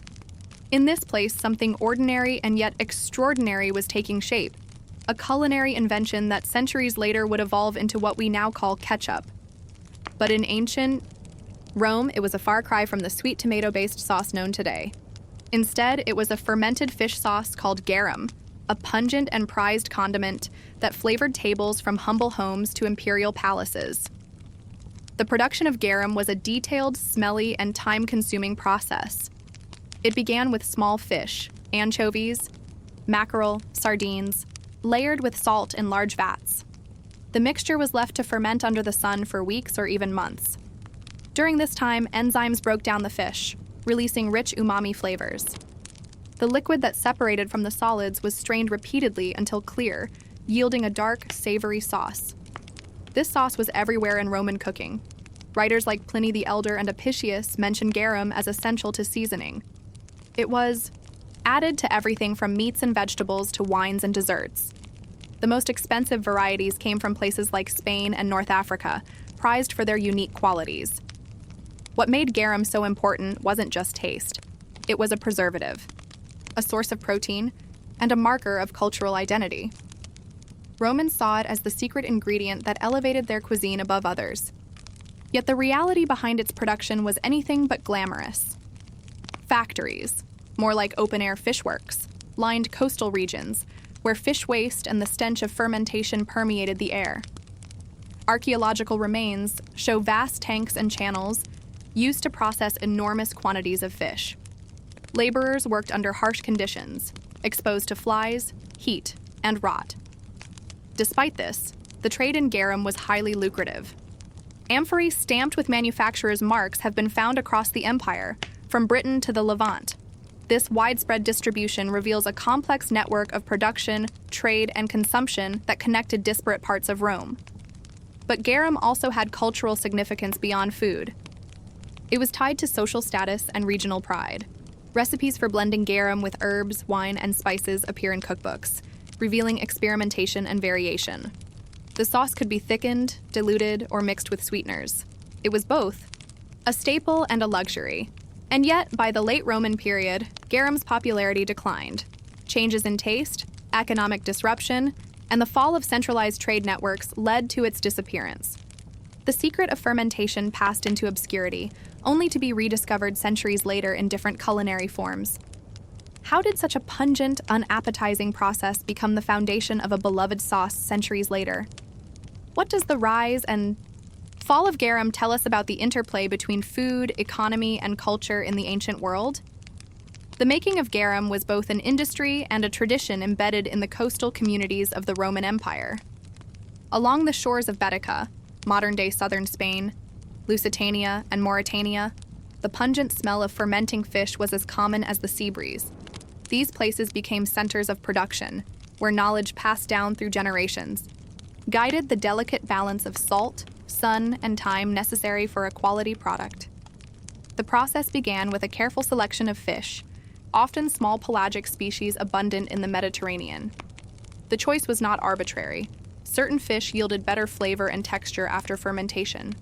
Once caught, fish were layered in vats with sea salt, sometimes with added herbs or even blood, to aid the fermentation. These vats, often shallow and wide, were constructed near the shore for easy access to water and transportation. The vats were exposed to the sun, allowing heat to accelerate enzymatic breakdown of fish proteins. This created a thick, odorous broth that required vigilant monitoring. Too much heat could spoil the batch, too little, and the process slowed, risking contamination. Workers, often slaves or low-status laborers, faced long hours amidst the flies and stench. Ancient texts hint at the bitter taste of this labor. One writer described the work as the smell of hell on earth. Despite its unpleasant production, garum was a commodity of great value.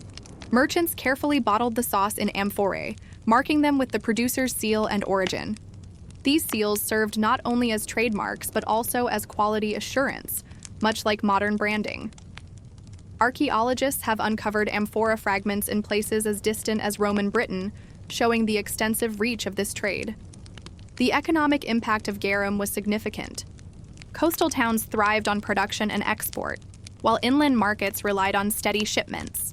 The trade networks extended across the empire's vast expanse, integrating regions that otherwise had little contact.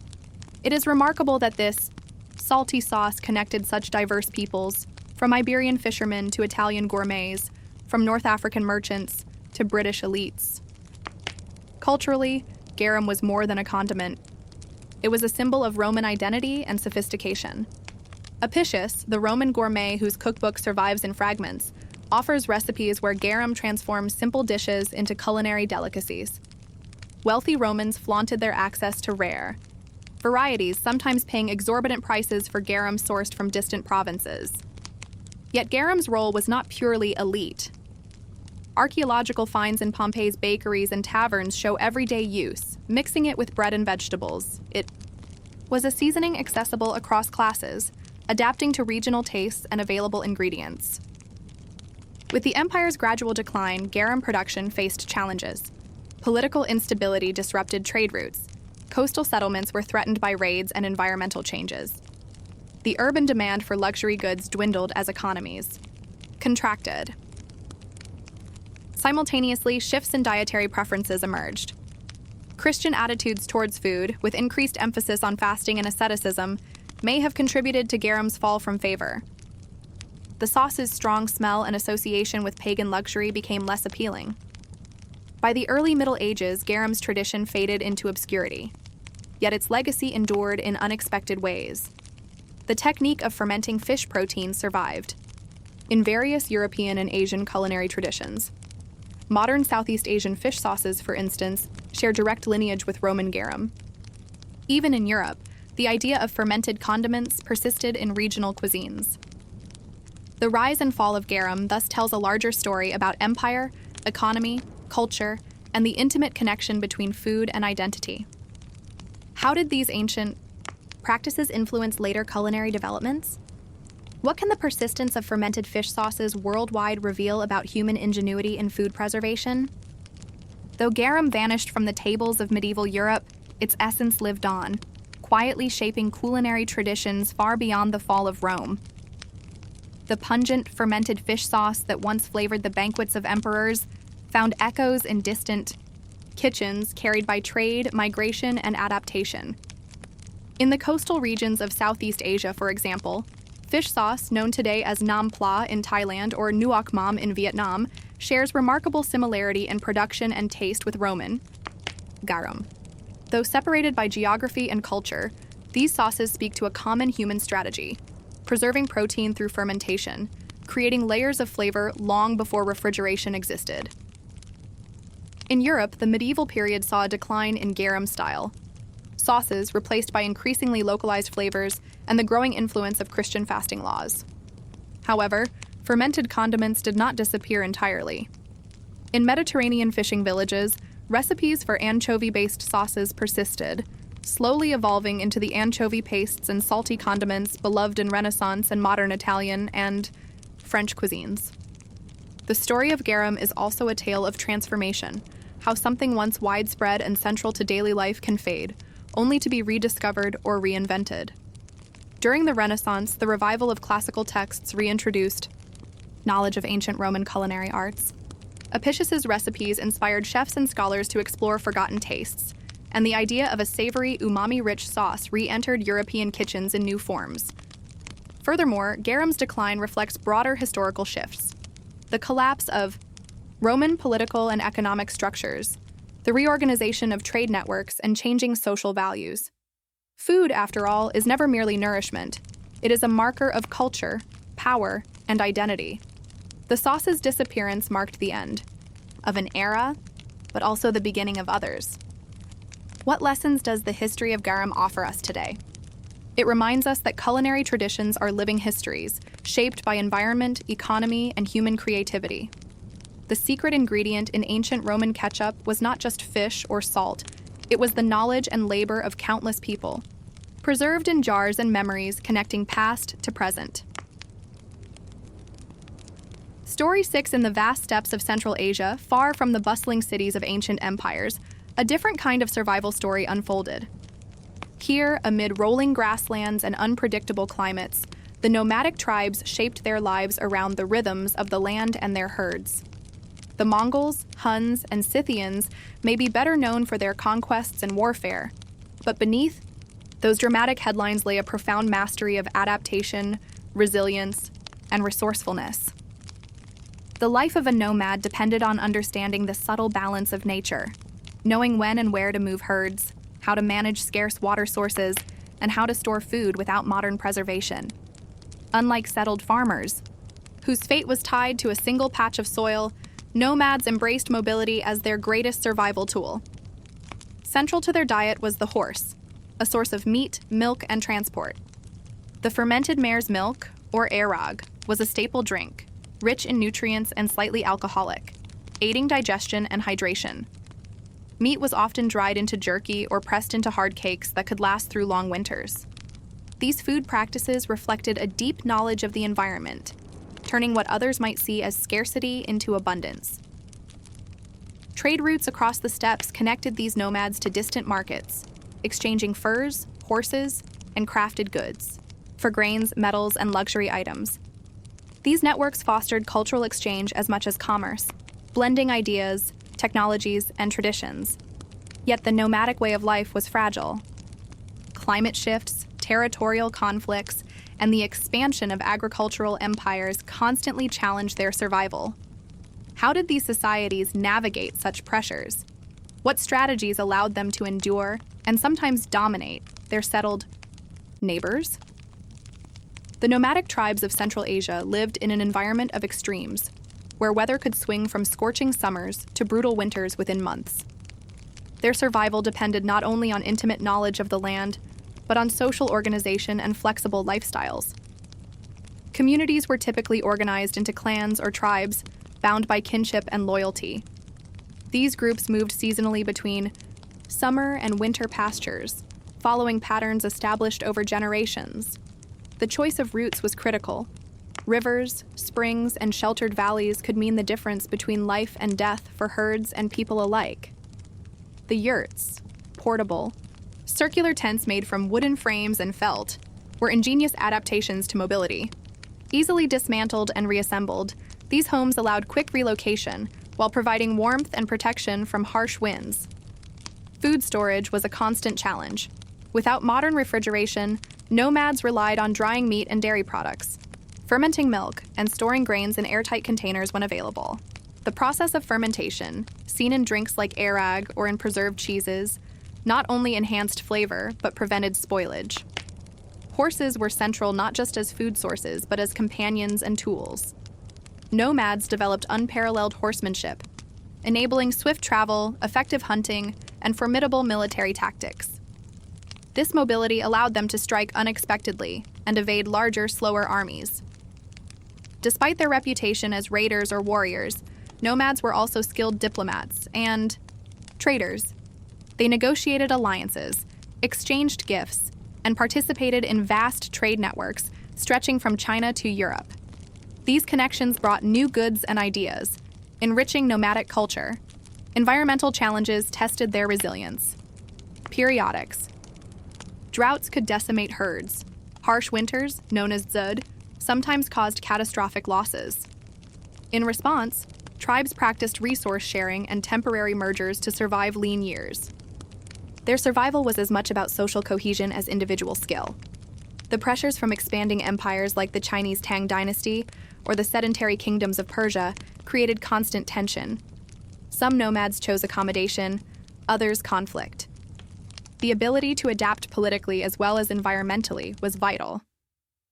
How did these intertwined strategies of mobility, social organization, and cultural exchange shape the nomads' remarkable endurance? What legacy did they leave on the broader history of Eurasia beyond their conquests?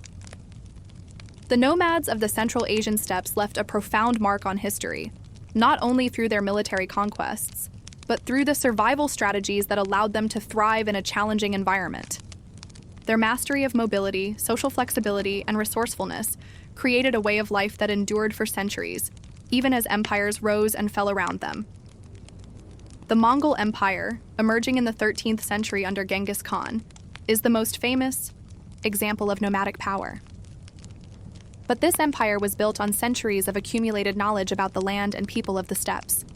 Genghis Khan's success came not merely from force, but from an ability to unify diverse tribes, organize efficient communication and supply lines, and adapt tactics to changing circumstances.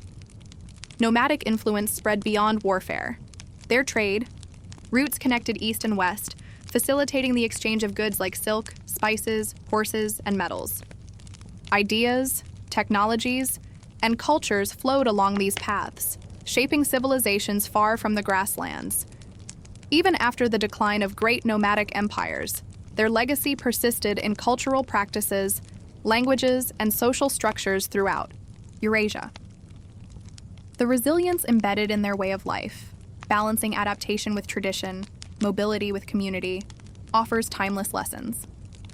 In a world increasingly defined by permanence and infrastructure, the nomads remind us of the power of flexibility and intimate knowledge of one's environment. Their story challenges assumptions about civilization and survival, showing that sometimes the most enduring societies are those that embrace change and movement. What can the ancient nomads teach us about resilience today? How might their strategies inform our responses to environmental and social challenges in the modern world? Story 7 in the shadowed corridors of medieval European monasteries, beyond the chants and prayers, a different kind of labor quietly shaped the course of history. The humble work of copying manuscripts, maintaining libraries, and managing monastic farms created a foundation upon which much of Western knowledge would survive. Monasteries were more than religious centers. They were hubs of literacy, learning, and innovation in an era when such skills were rare. Monks painstakingly transcribed classical texts, preserving works of philosophy, science, and literature that might otherwise have been lost to time. The Wa'aish, scriptoriums, rooms dedicated to writing and illumination, were places of slow, meticulous labor. Each letter was carefully inked onto vellum, mistakes scraped away, pages illuminated with intricate designs. This was not just clerical work, but a form of devotion, intertwining spiritual and intellectual pursuits. Beyond books, monasteries managed vast agricultural estates. They introduced new farming techniques, experimented with crop rotation, and maintained herb gardens that supplied medicinal plants. These innovations improved food production and health in surrounding communities. Yet the monastic world was not static. It was a place of adaptation and resilience amid political turmoil, invasions, and social upheaval. Monks negotiated with secular rulers, navigated church reforms, and sometimes struggled to maintain their way of life. How did these monastic communities balance spiritual devotion with practical challenges? What role did their labor play in preserving and advancing knowledge during the so-called Dark Ages? The survival of knowledge during the early medieval period owes much to the diligent work within monastic walls. As the Roman Empire's structures crumbled and Europe entered a time of political fragmentation, monasteries became islands of stability, guarding the fragile remnants of classical learning. The monks' commitment to copying texts was driven by more than preservation. It was an act of faith. The word, sacred and divine, was embodied not just in scripture, but in the wisdom of antiquity. Manuscripts of Plato, Aristotle, and Galen, alongside Christian theological works, were painstakingly transcribed. Through their efforts, texts that might have perished were handed down to later generations. Illumination, the decoration of manuscripts with gold leaf, vibrant pigments, and intricate motifs, transformed these books into objects of art and devotion.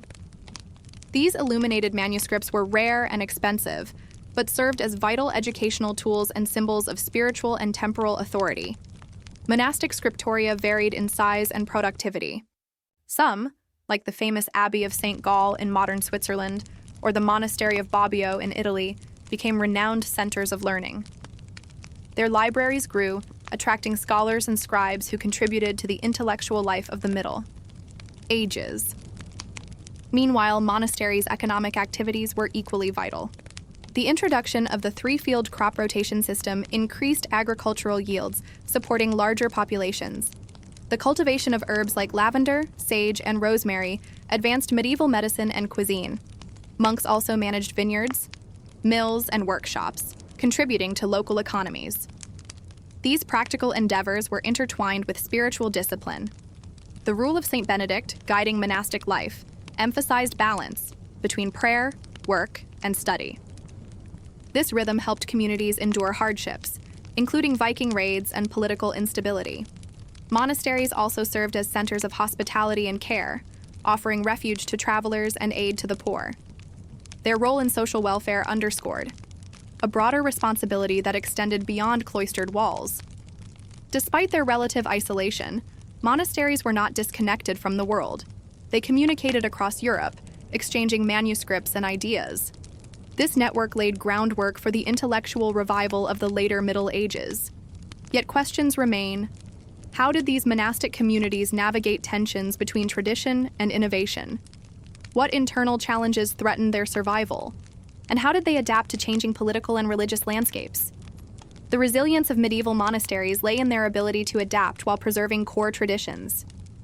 As Europe moved toward the High Middle Ages, monastic communities faced challenges from within and without. Reform movements questioned lax discipline, secular authorities sought influence, and new intellectual currents emerged. The Cluniac and later Cistercian reforms aimed to renew monastic rigor, emphasizing stricter adherence to the rule of Saint Benedict and simplicity in worship and daily life. These movements spread widely, reshaping monastic culture and reviving spiritual and economic vitality. Monasteries increasingly became centers of education beyond their walls. They founded schools that educated future clergy and lay leaders, transmitting knowledge that would fuel the scholastic movement and the founding of universities. The manuscripts preserved and produced in monasteries laid the foundation for the Renaissance rediscovery of classical antiquity. Without their labor, many ancient texts might have been lost forever, and the intellectual landscape of Europe would be profoundly different. Economically, monastic estates contributed to the gradual transformation of medieval society. Their agricultural innovations, careful land management, and local governance supported emerging feudal structures and growing populations. Spiritually and culturally, monasteries shaped Europe's identity. Their art, music, and architecture embodied ideals that resonated for centuries. Reflecting on their story reveals how seemingly mundane tasks, copying manuscripts, tending fields, brewing beer, can have monumental historical impact. It reminds us that preservation and adaptation often go hand in hand in the long arc of history. What might the world have lost if these silent custodians had not persisted? How does their example inform our understanding of resilience in the face of change today? Story 8. In the early centuries of the Islamic world, the bustling city of Baghdad emerged as a beacon of knowledge and culture. Founded in the mid-8th century by the Abbasid Caliphate, Baghdad quickly grew into one of the largest cities on earth, a hub where scholars, traders, and artisans converged. Central to Baghdad's intellectual life was the Bait al-Hikmah, or House of Wisdom, a grand library and research center that attracted minds from across the known world. Here, texts in Greek, Persian, Indian, and other languages were translated into Arabic, preserving and expanding upon the knowledge of antiquity. The House of Wisdom was more than a library. It was a laboratory of ideas. Mathematicians refined the concept of zero, astronomers mapped the stars, and physicians compiled medical encyclopedias that would influence both East and West for centuries. Trade routes feeding into Baghdad brought not only goods, but also ideas and technologies, creating a vibrant cultural exchange. The city's markets buzzed with merchants selling spices, textiles, and manuscripts alike. Yet Baghdad's golden age was precarious. Political intrigue, religious tensions, and external threats loomed constantly. How did this city manage to become a center of learning amid such challenges?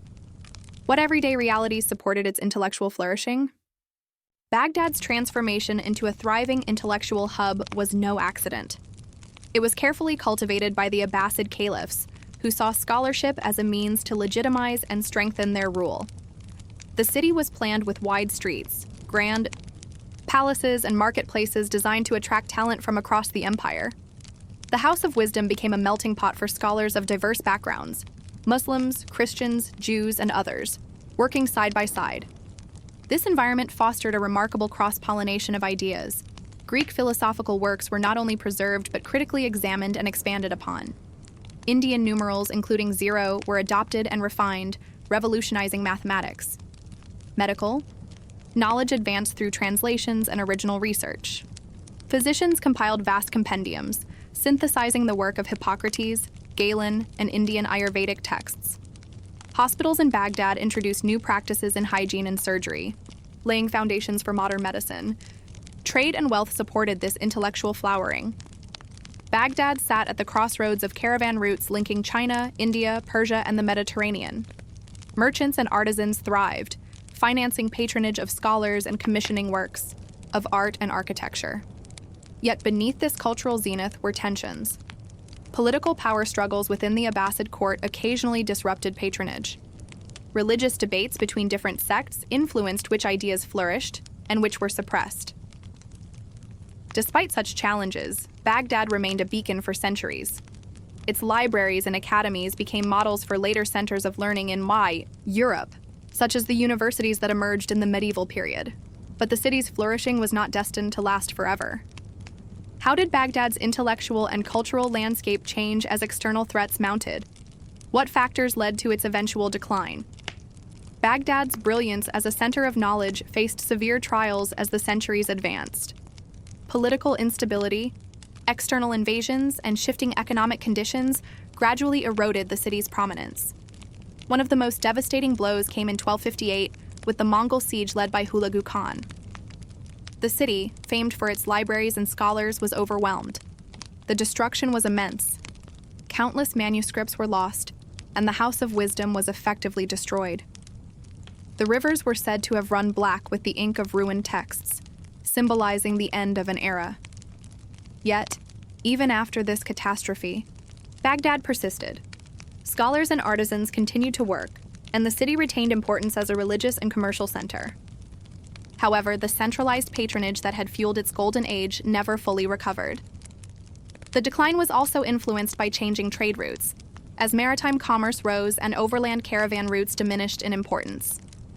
Political fragmentation within the Islamic world further weakened unified support for cultural institutions. Despite these setbacks, Baghdad's legacy endured. The knowledge preserved and created there filtered into Europe through translations in Spain and Sicily, contributing to the Renaissance. Advances in mathematics, astronomy, medicine, and philosophy that originated or were refined in Baghdad left lasting marks on global civilization. Reflecting on Baghdad's rise and fall, one sees a story of human creativity flourishing against odds, yet vulnerable to the tides of history. The city's experience underscores how centers of knowledge depend on stability, patronage, and open exchange. What lessons might Baghdad's history offer about protecting intellectual heritage today? How can societies balance the fragility and power of knowledge in times of turmoil?